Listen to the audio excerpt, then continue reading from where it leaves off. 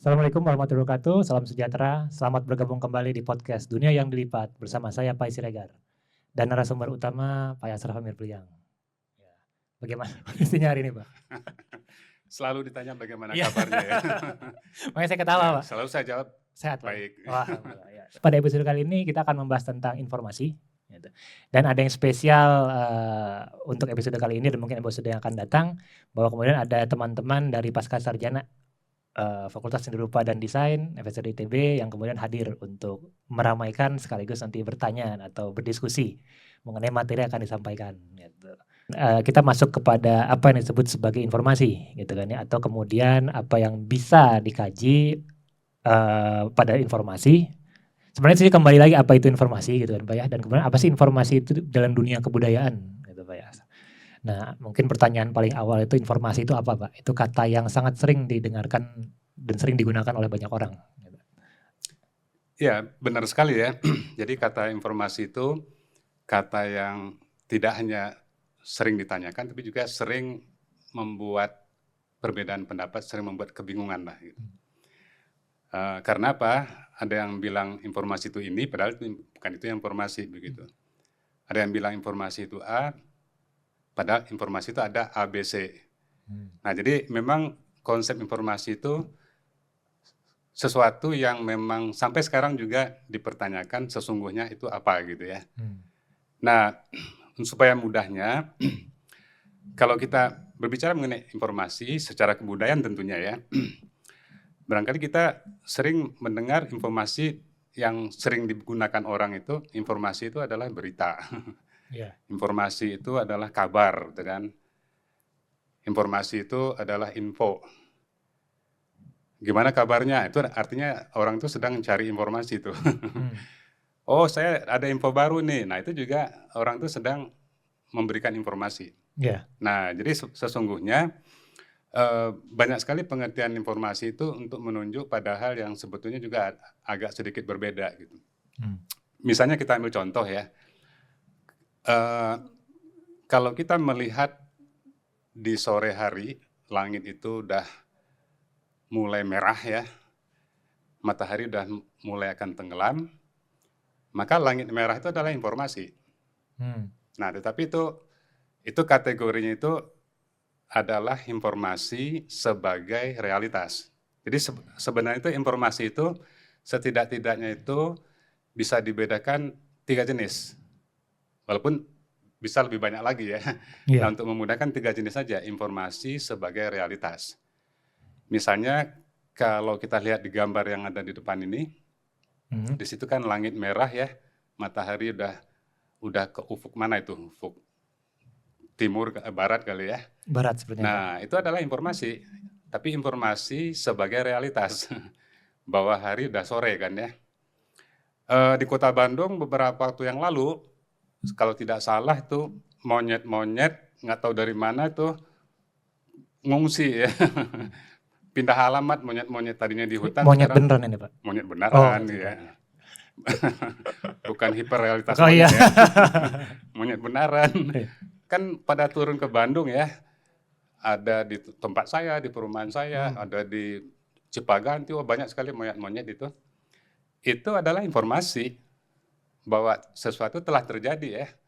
Apakah makanannya terganggu, habitatnya terganggu, atau gunung akan meletus atau akan gempa. Nah, itu monyet berkeliaran di Bandung itu adalah informasi, tapi informasi kategori pertama. Informasi sebagai realitas. Tapi ada juga pengertian informasi itu, informasi bukan sebagai realitas ya, tapi informasi tentang realitas. Nah, ini saya bawa nih koran nih. Saya bukan promosi Kompas ini ya. Oh iya Pak. Kebetulan punya koran Kompas ya. Kalau kita baca koran kan sering dikatakan orang tanya kita ya, ada informasi apa di koran Kompas hari ini. Itu artinya informasi kategori kedua, informasi tentang realitas ya, tentang kejadian apa, tentang ada gempa, tentang ada ekonomi krisis, apapun lah begitu. Yang disebut informasi adalah ya berita itu gitu. Jadi ada informasi Makanya disebutnya itu informasi tentang realitas. Tentang realitas alam, tentang realitas ekonomi, politik, apapun lah begitu kan. Nah, itu yang kedua ya, pengertian informasi yang kedua. Ada pengertian informasi yang ketiga, yang mungkin agak jauh lebih abstrak. Saya rasa di sini saya bawa satu benda yang akrab dengan kita ini ya. Namanya apa nih? Saklar ya. Saklar ya? Apa ada yang tahu? Namanya apa nih? Saklar atau apa nih? Saklar ya? Iya. Saklar, ada switch, nah apapun namanya lah. Iya. Ini pasti kena dengan ini ya. Ya power switch atau light switch biasanya Pak. Power switch ya. Iya. Ada yang mengatakan saklar. Terserah nanti mana yang benar ini. Ya itu informasinya mana yang kita ditebak. bukan ahli elektronik. Tapi di sini yang paling penting adalah di sini ada pengertian informasi yang ketiga. Apa itu? Informasi untuk realitas. Nah, bukan tentang tapi untuk gitu. Nah, informasi untuk realitas itu ada kategorinya itu algoritma. Ada kategorinya itu misalnya tanda bahaya. Ada kategorinya itu misalnya sinyal dan sebagainya. Itu adalah informasi tentang realitas. Kalau sinyal, kereta api mau lewat gitu kan. Nah, kalau ini disebutnya itu informasi untuk realitas, dan lebih spesifik lagi, ini adalah informasi yang sangat mendasar ya, yang dipakai di dalam teori informasinya di orang-orang ICT, orang-orang informatika. Mengapa mendasarnya? Karena ini adalah unit terkecil informasi. Unit terkecil informasi itu kalau di orang-orang ICT itu adalah bit. Ya. Bit itu adalah asalnya itu dari binary code Pak. Digital gitu ya. Iya. Angka biner gitu kan ya. Bilangan biner.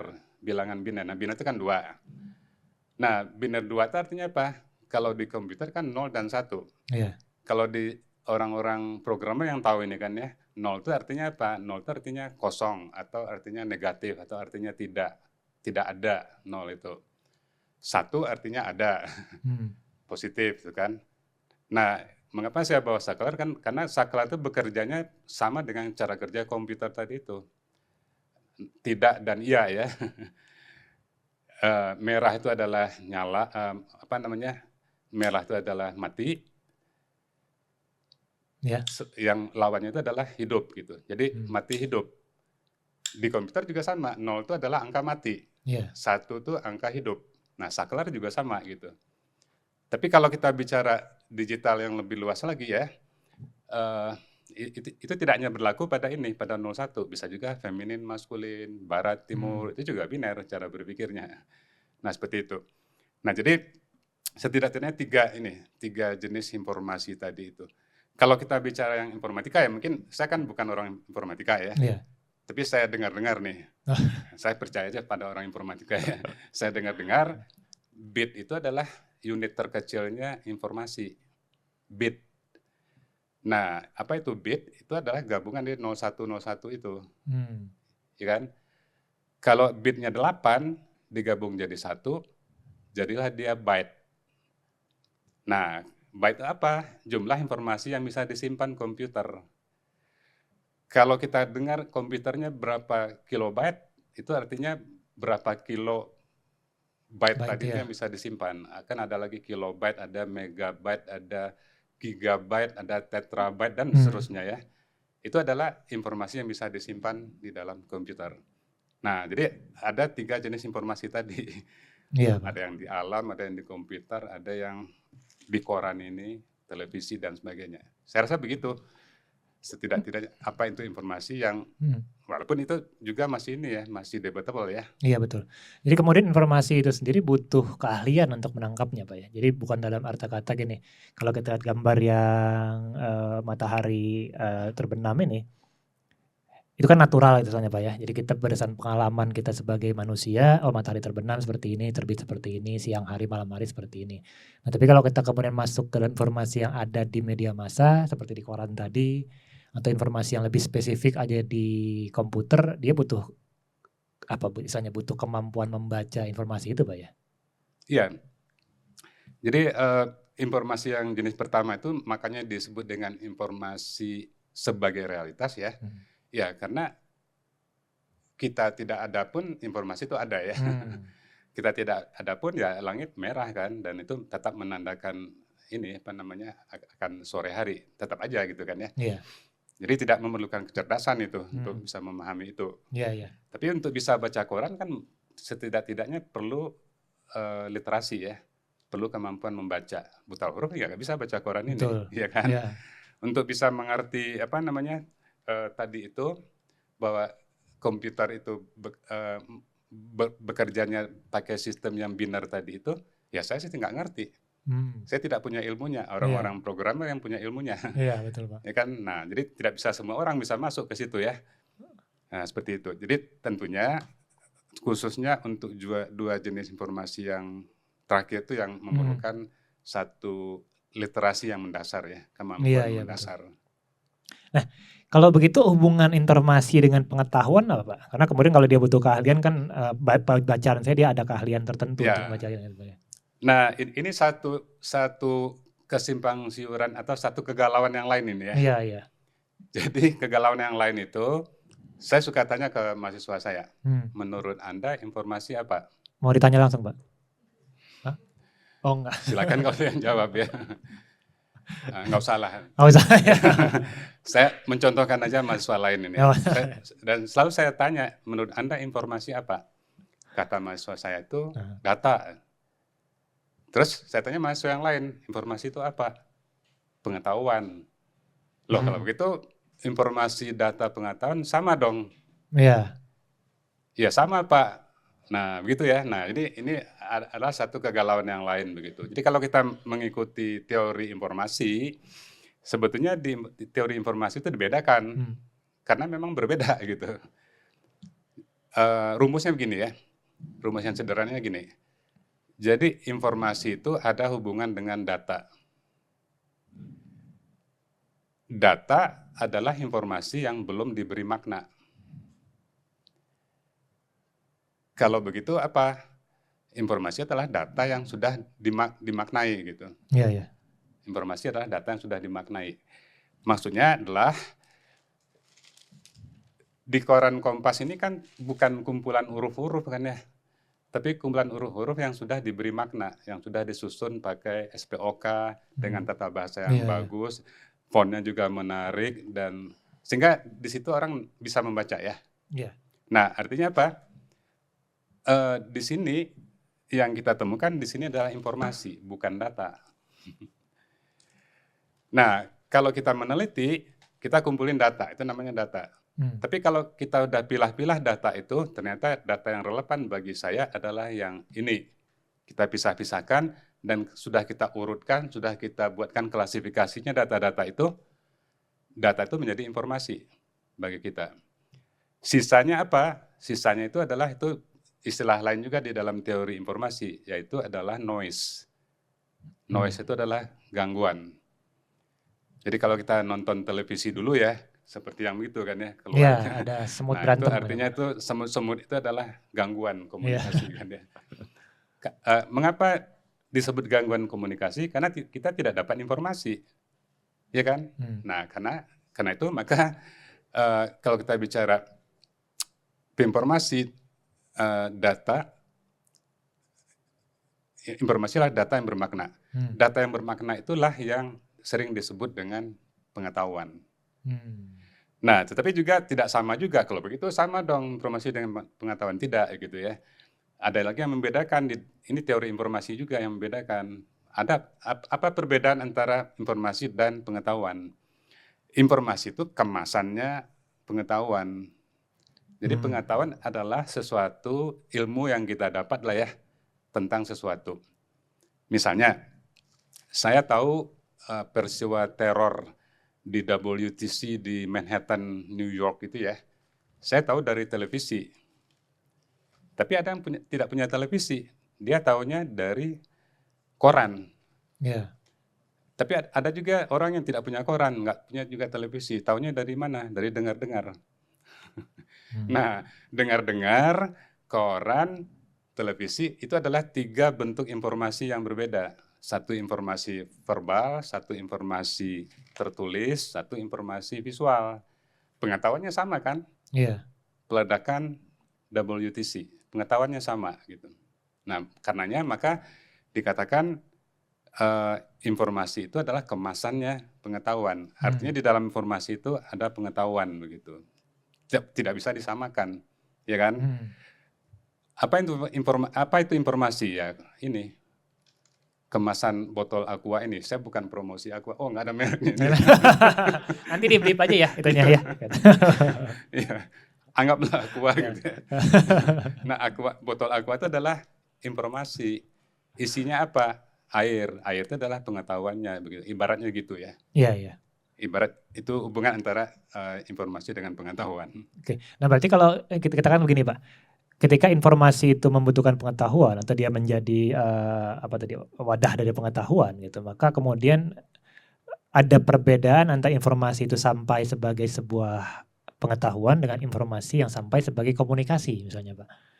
Ya, artinya kan ini ya, kalau kita berbicara informasi, mau tidak mau kan ada ininya tadi, cangkangnya itu ya, ada wadahnya itu. Nah, wadahnya itu nanti kan harus disampaikan pada orang gitu kan. Maka disitulah bekerja yang namanya sistem komunikasi. Oke. Kan bisa aja peledakan WTC itu nggak saya informasikan pada orang ya. Nah, dia tidak menjadi bagian dari komunikasi kan. Nah, artinya apa? Ya, pengetahuan itu kan bisa menjadi pengetahuan kan juga kalau dikomunikasikan, ya kan? Iya, betul. Masukin ke jurnal, masukin ke televisi dan sebagainya begitu. Nah, jadi artinya ada perbedaan antara informasi dengan komunikasi.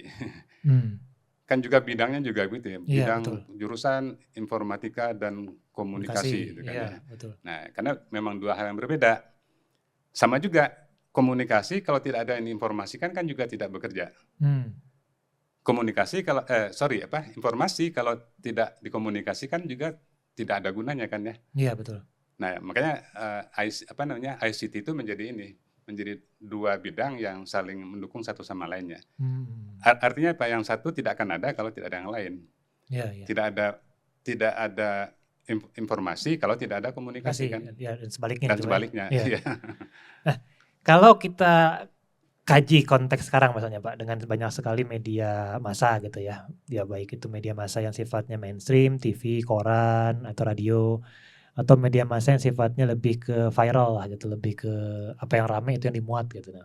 Kan masing-masing kita menyajikan informasi Pak. Masing-masing mencoba mengkomunikasikan lah, baik langsung atau dalam tanda petik informasi. Nah, banyak juga yang kemudian kalau kita pernah kembali beberapa minggu lalu itu hoax gitu Pak. Itu bagian berarti dia bukan informasi kan sebenarnya. Hoax atau ada informasi juga di hoax itu Pak. Ya, artinya kan ini ya, informasi itu kan sama juga dengan hidup kita kesehari-hari ya. Ada hidup tuh yang baik, ada yang buruk ya. Ada tujuan apapun lah. Selalu ada yang kita ngomong juga kan ada tujuannya baik, ada juga buruk tuh kan ya. Iya. Kita kerja juga ada tujuannya baik dan yang buruk. Nah, informasi kan juga sama. Ada informasi yang tujuannya menyampaikan pengetahuan yang benar ya. Tapi juga ada informasi yang tujuannya menyampaikan pengetahuan yang nggak benar. Nah, kita sering akhir-akhir ini kan sering menyebutnya dengan hoax ya. Pengetahuan juga tapi tidak benar gitu. Mungkin ada satu topik lain yang bisa kita diskusikan tentang itu ya. Iya, harus ada itu Pak kalau nggak. Ya. Bahwa informasi tapi menghasilkan pengetahuan juga, tetapi pengetahuannya nggak benar, berarti kan informasinya salah. Iya. Nah, itu ada dan cenderung di dalam masyarakat sekarang yang media tidak kurang kontrol gitu kan oleh siapapun, maka itu yang banyak beredar. Ya kan, informasi yang seakan-akan benar padahal itu salah gitu. Iya, dibungkus dengan seolah-olah gitu Pak ya. Iya. Nah, saya harus mengkomunikasikan sesuatu dulu nih Pak. Itu ada di buku Bapak Dunia yang Dilipat Pak. Saya rasa kalau informasi ya, itu nyebar di beberapa buku saya. Okay. Ada juga di sini nih, di Kecerdasan Semiotika. Di sini banyak bicara mengenai kecerdasan membaca tanda-tanda di alam, pada binatang, pada manusia. Nah, di situ kan bekerja apa yang disebut dengan informasi. Jadi informasi itu, tadi kita juga belum berbicara ya, bahwa informasi itu juga bekerja di dalam sistem DNA, Maksudnya di tubuh manusia gitu Pak? di dalam sel-sel ya, di dalam reproduksi, di dalam sistem replikasi. Kalau itu virus, Ya. ya itu replikasi virus itu bisa bekerja karena di dalamnya itu ada informasi yang nyebar dari satu virus ke sel, itu kan ya. Nah, cara kerja informasinya sama dengan kita nulis koran ini, ya kan? Kita menyampaikan informasi pakai koran ini kan pakai bahasa Indonesia ya.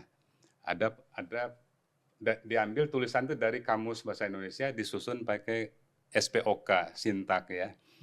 Nah, virus itu ngirim informasi ke sel itu juga nggak tahu, beda dengan caranya dengan kita nulis. Dia punya juga ininya, punya juga vocabulary-nya. Mungkin tanya ke orang biologi apa CGTU apalah itu ininya ya. Vocabulary-nya hanya 4 gitu, CGTU. CGTU itu yang digabung-gabung, yang dikirimkan ke sel. Sel itu menerjemahkan kayak kita baca koran.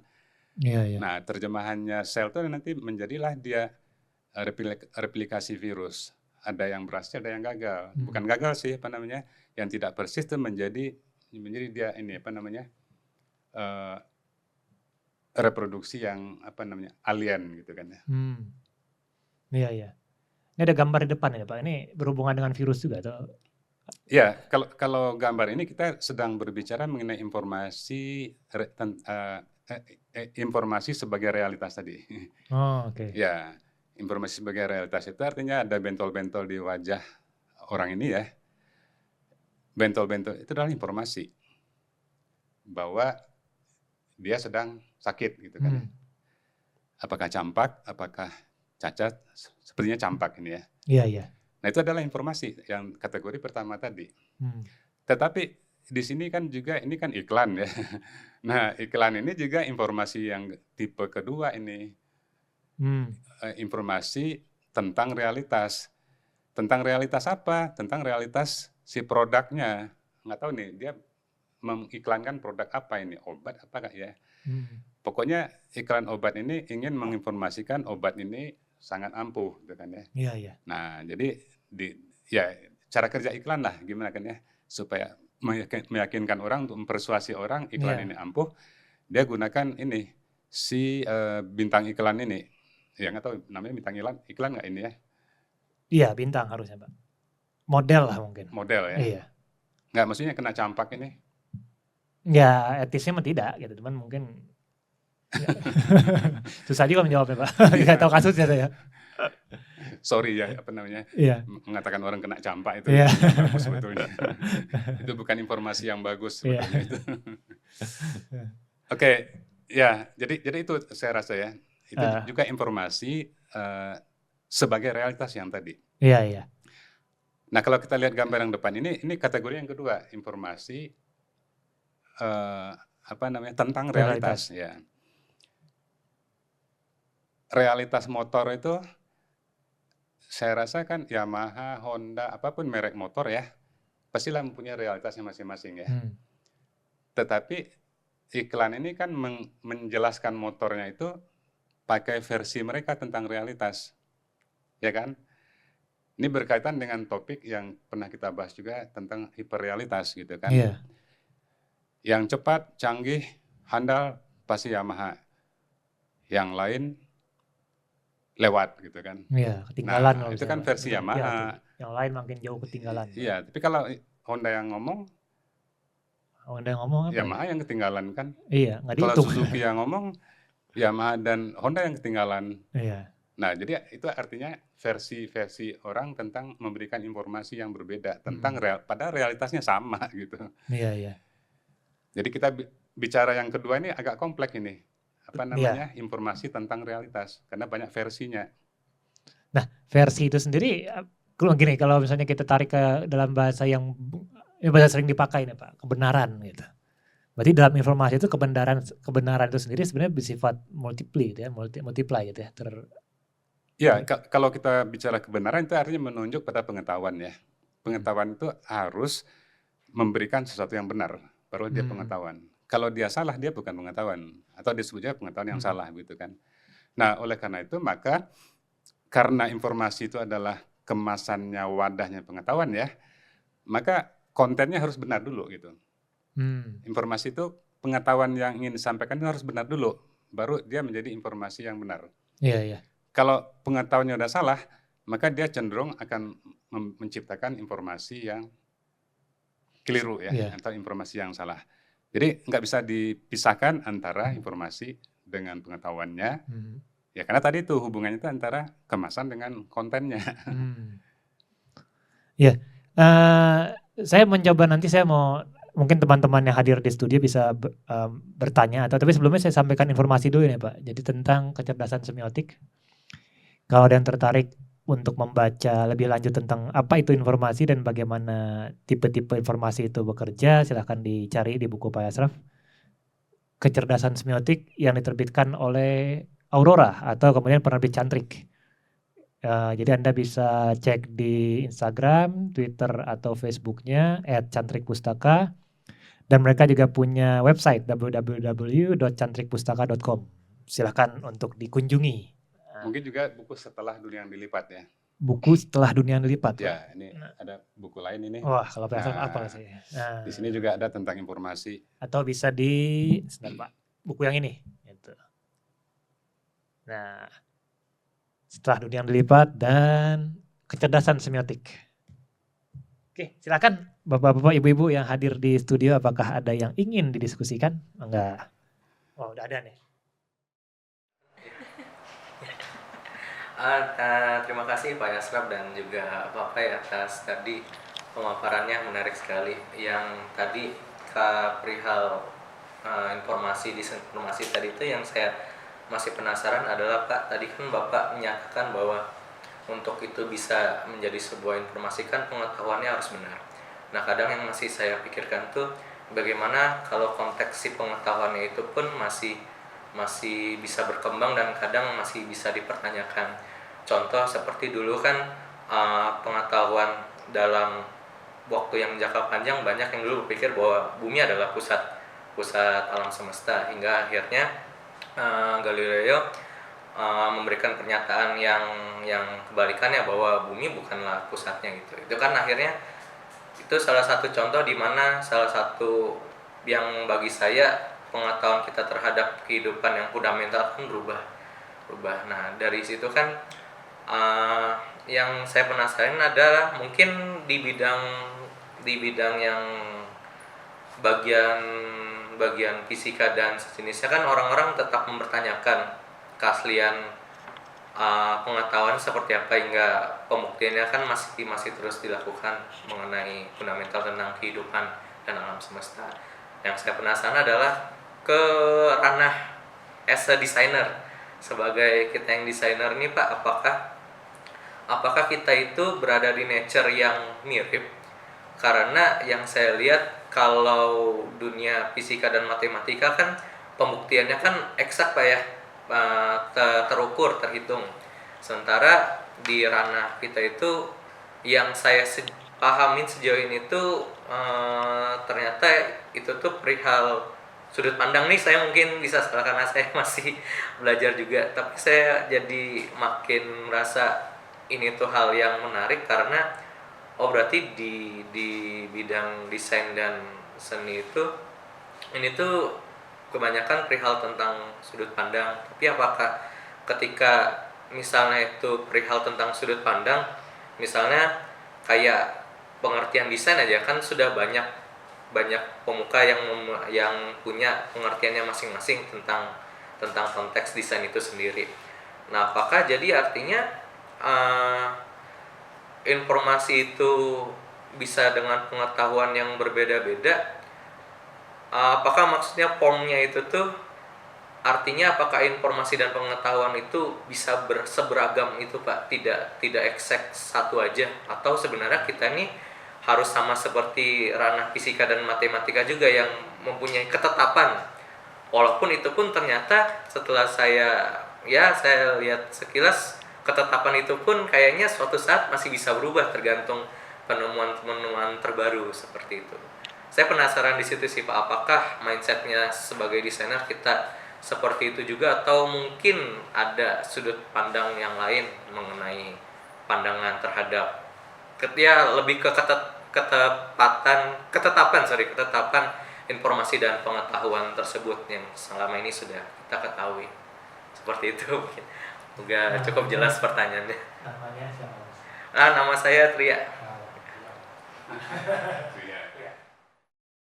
Iya, sore sekarang ini. Sore Pak. Iya. Tanya sulit-sulit ini. Iya. Iya, berat ini. Jadi sebetulnya itu berkaitan dengan ini ya, bahwa informasi itu kan berisikan kontennya pengetahuan ya. Tetapi yang harus kita lihat juga, pengetahuan itu sendiri juga fondasi atau landasan atau apa ya, groundnya ya. Groundnya pengetahuan itu juga beda-beda gitu. Nah setidak-tidaknya yang disebut pengetahuan itu dibedakan atas 3. Pengetahuan yang bersifat logis, ya logis itu ya matematik lah salah satunya ya. Benar salah kalau matematik kan. Pengetahuan tentang sains, tentang bumi, astronomi itu nggak ada lagi pilihan-pilihan cari benar dan salah. Itu pengetahuan yang berbasis logis dan dibantu oleh matematik gitu kan. Nah tapi ada juga pengetahuan yang berbasis etis. Kalau etis itu persoalan benar dan salah itu bukan persoalan persoalan pengetahuan itu bukan persoalan benar salah, tapi persoalan pantas tidak pantas misalnya. Kalau persoalan etis ya. Pantas tidak pantas, layak tidak layak. Nah, banyak sekali persoalan-persoalan etis. Kemudian yang ketiga, pengetahuan juga ada yang bersifat estetis. Kalau estetis bukan persoalan layak tidak layak, tapi persoalan apa yang estetis kan. Kalau dulu kan persoalan apa yang estetis itu disebut dengan persoalan keindahan. Indah tidak indah. Kan begitu kan. Nah, lama-kelamaan kan bukan persoalan indah tidak indah ya, tapi persoalan estetis gitu kan. Estetis atau tidak estetis. Semakin ke estetis semakin tidak pasti. Semakin beragam, semakin plural pandangan tentang apa itu estetik dan seterusnya ya. Apa itu etis juga bergantung pada komunitasnya. Apa yang kita anggap etis di timur, di Indonesia, belum tentu etis di barat sana. Apa yang mereka anggap etis bagi kita tidak etis. Ya kan? Apa yang dianggap etis oleh kartunis Denmark bagi kita tidak etis. Mereka sih etis-etis saja gitu. Nah mulai relatif kan ya, apalagi estetik kan. Nah persoalannya itu adalah pengetahuan desain itu dia melingkupi tiga-tiganya. Karena desain itu holistik. Desain itu melingkupi ada pengetahuan logisnya. Kursi ini harus bisa diduduki, maka dia harus mengikuti hukum logis, hukum matematis, ergonomis kan. Tapi kursi ini juga ada dimensi etisnya. Orang duduk, misalnya auratnya nggak kebuka misalnya gitu ya. Kan bisa aja mendesain kursi, orang itu didorong untuk ini kan, untuk tidak etis lah kan bisa juga gitu. Nah apalagi estetis kan udah pasti kan ya. Jadi desain itu dia mengikuti 3 prinsip kebenaran, ya kan, kebenaran logis, kebenaran etis, dan kebenaran estetis. Yang paling relatif adalah kebenaran estetis. Jadi saya rasa begitu ininya penjelasan kalau tentang desain. Kalau tentang seni lain lagi gitu. Karena seni itu tidak perlu logis. Iya. Jadi itu satu pertanyaan beda lagi tuh kalau tentang seni ya. Cukup? Ya. Enggak, kalau ada lagi silahkan. Oh ada. Ada Pak. Makin sore makin ini nih makin. Iya mungkin bagusan sore Pak biar semangat. Makin laku dagangannya. Pak Fai, makasih atas pemaparannya di sini, menyenangkan banget mendengar ini.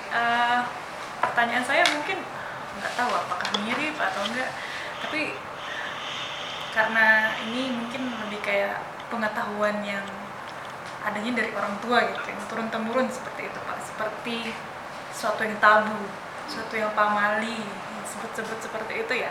Nah itu ada di ranah pengetahuan atau informasi yang seperti apa Pak? Atau apakah itu bisa juga untuk sebagian orang disebut misinformasi atau mungkin ada kejadian tertentu yang malah membuatnya menjadi sebuah informasi. Nah, itu aja sih Pak pertanyaannya. Untuk namanya. Apa? Namanya. Oh nama, iya. Lupa terus ya tadi. Ya nama saya Zunda Pak, saya mahasiswa S3. Oh iya, kalau tentang saya saya lupa. Iya.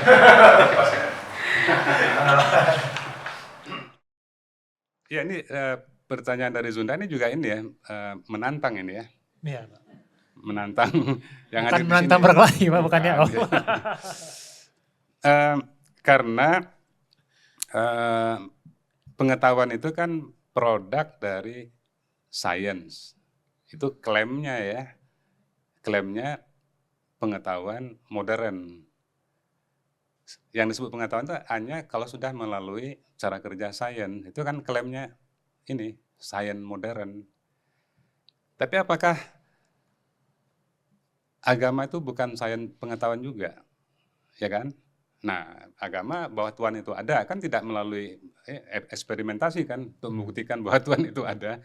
Nggak perlu ke lab itu kan untuk membuktikan ada, dan orang kan tetap percaya bahwa itu ada, dan itu pengetahuan. Jadi persoalannya itu adalah ada pertentangan antara berbagai jenis ilmu pengetahuan. Satu yang modern, kalau modern itu disebutnya itu pengetahuan sebagai produk dari cara berpikir manusia. Sains adalah produk manusia. Sementara agama itu dikatakan tidak saintifik karena dasarnya adalah keyakinan. Nah, kalau di dalam ilmu pengetahuan yang modern itu keyakinan itu harus didasarkan pada bukti ilmiah, ya kan? Nah, jadi makanya dekat-dekat antara keyakinan itu dengan ini ya, dengan topik yang pernah juga kita bicarakan itu tentang mitos gitu. Yeah. Walaupun agama dengan mitos kan berbeda ya. Nah, intinya itu adalah agama itu memiliki cara kebenarannya sendiri gitu, yang beda dengan sains. Misalnya begini, paranormal gitu ya. Paranormal itu bisa menyembuhkan nggak? Ya dalam banyak kasus sembuh orang yang sakit yang tidak sembuh di dokter ya. Nah, tetapi ilmu kedokteran modern mengatakan itu bukan pengetahuan, itu klinik gitu kan ya. Tetapi pada akhirnya perkembangan postmodern itu mengakui yang paranormal itu dan diakui sebagai cara pengobatan yang ilmiah begitu, walaupun tidak bisa dibuktikan.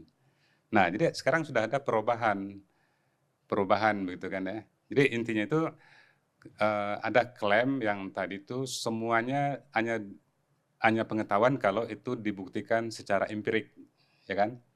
Padahal pengetahuan agama kan tidak ada bukti empirik. Malaikat ada nggak empiriknya? Jin ada nggak empiriknya? Kalau orang pernah melihat jin itu halusinasi aja kali ya. Iya. Kok saya takut ngomongnya Pak Adang. Itu kan bukan bukti empirik gitu. Nah, dengan demikian maka sekali lagi ya ini kita berbicara tentang dua jenis pengetahuan dengan dua landasan yang berbeda, bertolak belakang malah itu. Tapi dua-duanya pengetahuan gitu. Begitu barangkali Zunda ya. Dan nanti kan kemasannya juga beda-beda ya. Pengetahuan tentang ketuhanan itu kan informasinya melalui Al-Quran, informasinya melalui perkataan Nabi itu kan ya. Nah kalau sains informasinya melalui jurnal, nggak ada kan ayat suci keluarnya di jurnal kan nggak ada itu. Jadi ingat sesuatu itu saya Pak. Cuman mungkin nggak nanti aja kali. Nggak ada ayat suci yang Scopus itu kan. Ada. Oke. Oke, mungkin terima kasih dulu untuk Mas Tria dan Mbak Zunda. Dan terima kasih kepada Bapak Ibu yang sudah menyaksikan podcast ini. Kemudian kita akan sambung di episode yang akan datang. Salam sejahtera, semoga selalu sehat dan bahagia. Saya Pak Siregar, Assalamualaikum warahmatullahi wabarakatuh.